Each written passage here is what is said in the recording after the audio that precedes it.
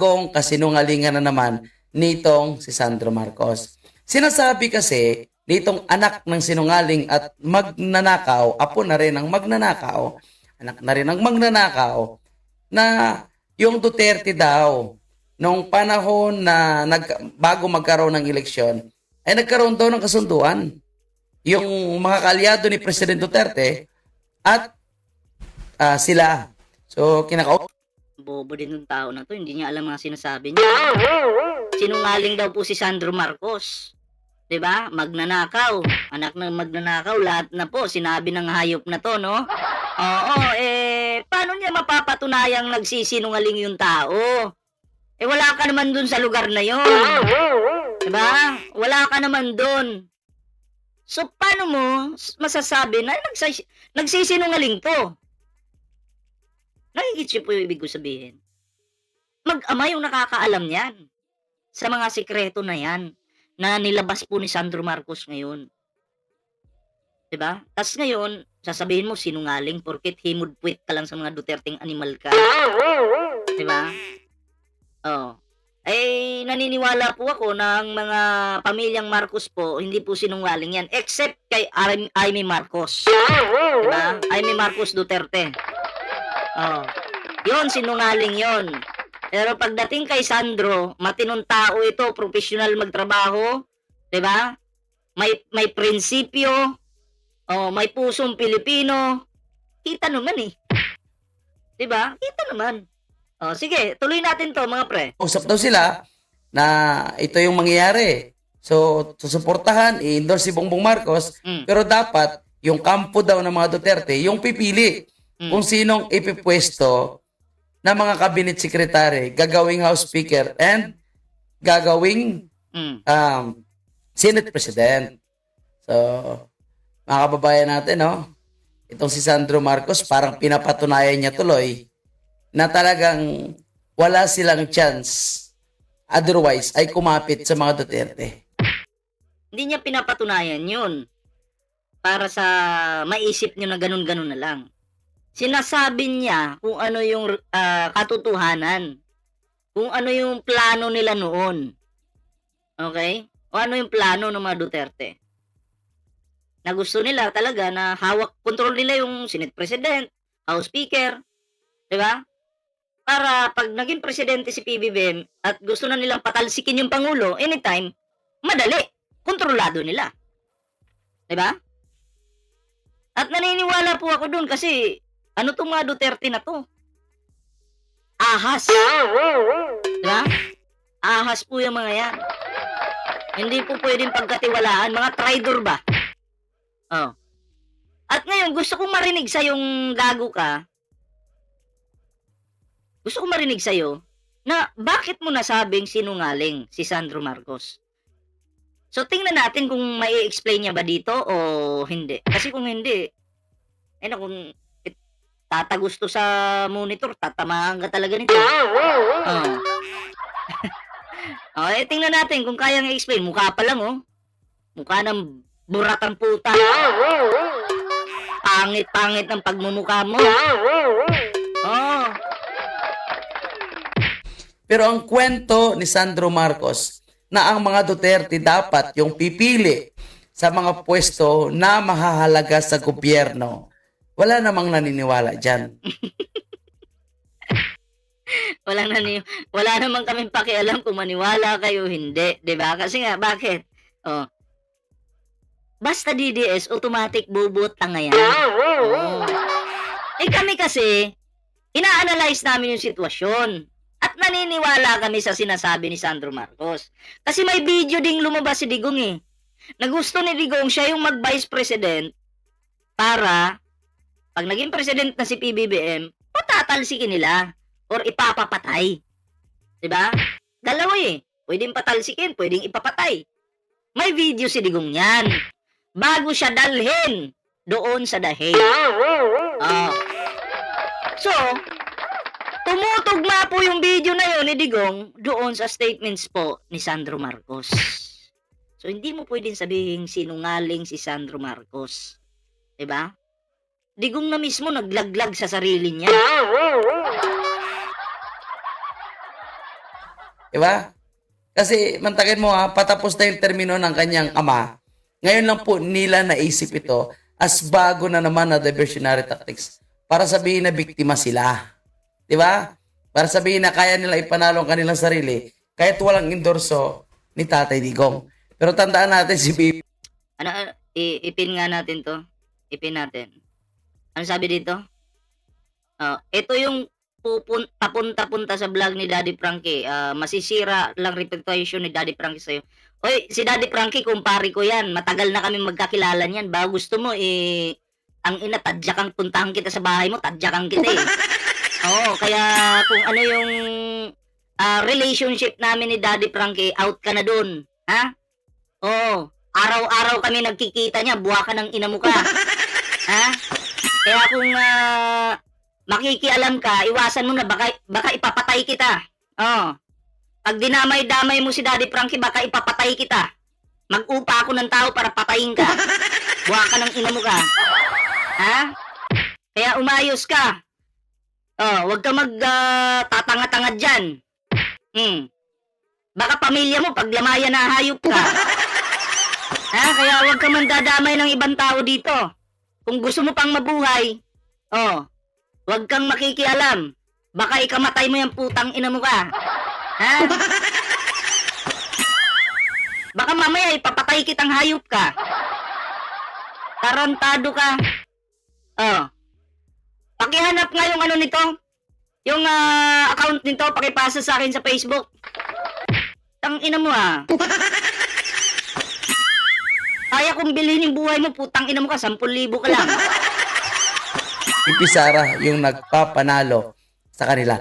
Kasi kahit walang endorsement ni Tatay Digong, dahil si BP Sara ang naging partner ni Bongbong Marcos, sinuportahan pa rin siya ng mga Duterte.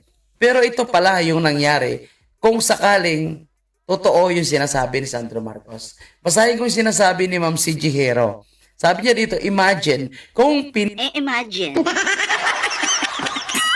nagbigyan yung demand daw na yun ang isang kampo ang pinili ng speaker, yung isang kampo ang pinili ng Speaker of the House, edi hindi sana nagkaroon ng Saldico sa appropriation at Yeda Marie Romualdez sa accounts, edi hindi sana nagkaroon ng Vice Speaker. Ba't ang lambot nito magbasa, no? Ganito ba yung mga DDS magbasa?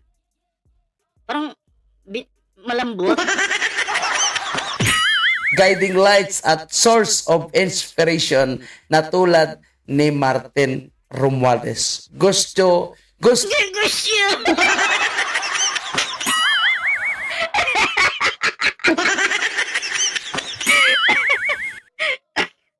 Ay, pasensya ng mga DDS Natatawa ako sa kakampi nyo.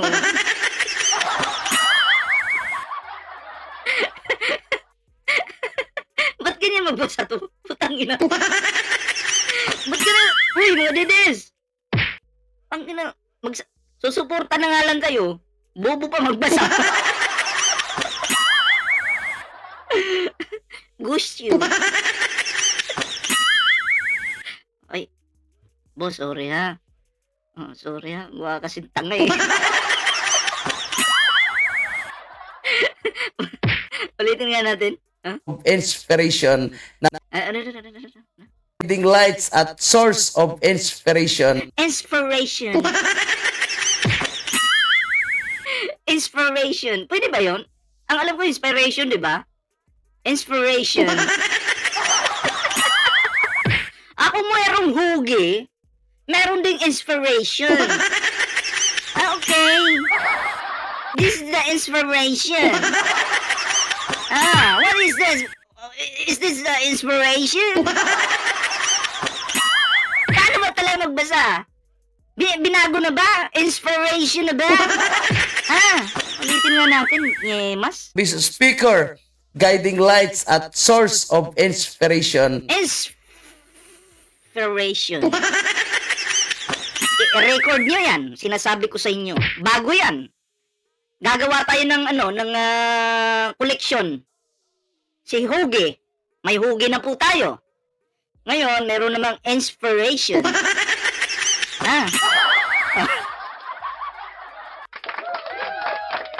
Anong kasunod sa inspiration?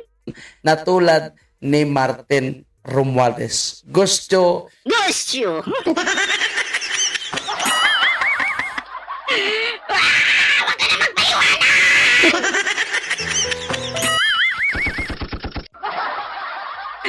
Nagpapaliwanag pa kasi. Shoutout po kay Mama Milita Lozada. Feeling kasi, feeling. Putang ina mo. gusto nyo ba yun? Which is Nakalunok pa na laway. totoo. Di ba? So, ibig lang sabihin, kung Gusto. sinunod ang kampo ng mga Duterte, kung sakali man, ibig sabihin, walang nangyaring korupsyon na ganito kalaki ngayon sa gobyerno. Kasi aminin naman natin, hindi naman talaga mangyari yung zero corruption. Magkakaroon at magkakaroon talaga ng corruption sa gobyerno.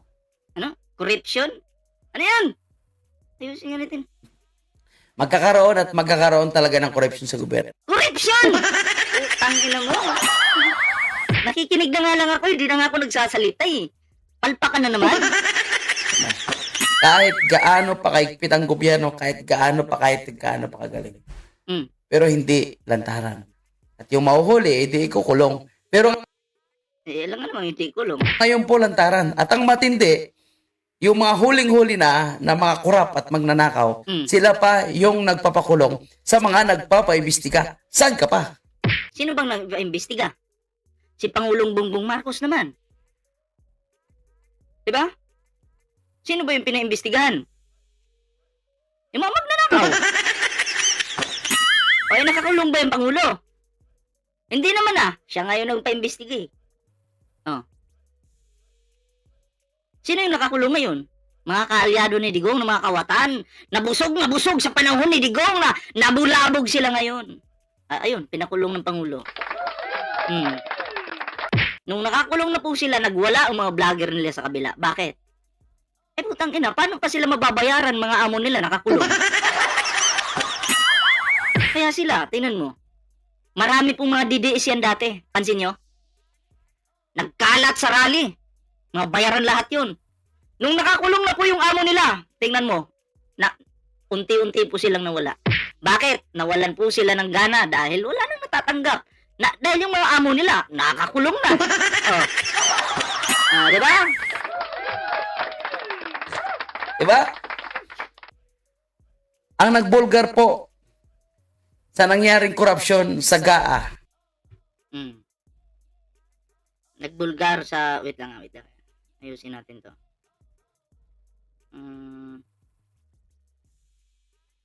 Tagal eh. Okay. Para mabilis tayo. Nababagalan ako sa taong ito pag nagsasalita, no? Babagalan ako eh. Tatay Digong asa na ngayon? Nasa dahil.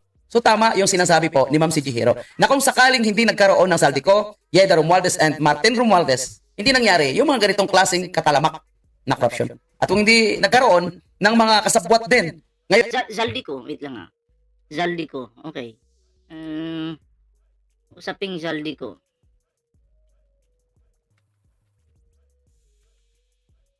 Zaldico, okay, tingnan natin Kung walang Zaldico pala, okay. Tingnan natin to.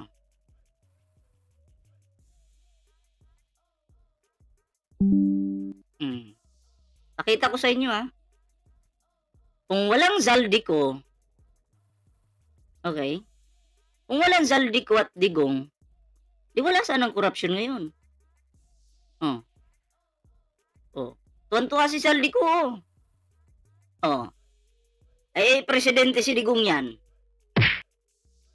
Sabi ko sa inyo yan si Digong at Zaldico, magkasabwat yan. Ano? Ebidensya! Ebidensya! Kaya wag yung palaging isisisi sa Pangulo. No? Kasi may Digong at Zaldico talaga. Yan yung totoo. Ano ko?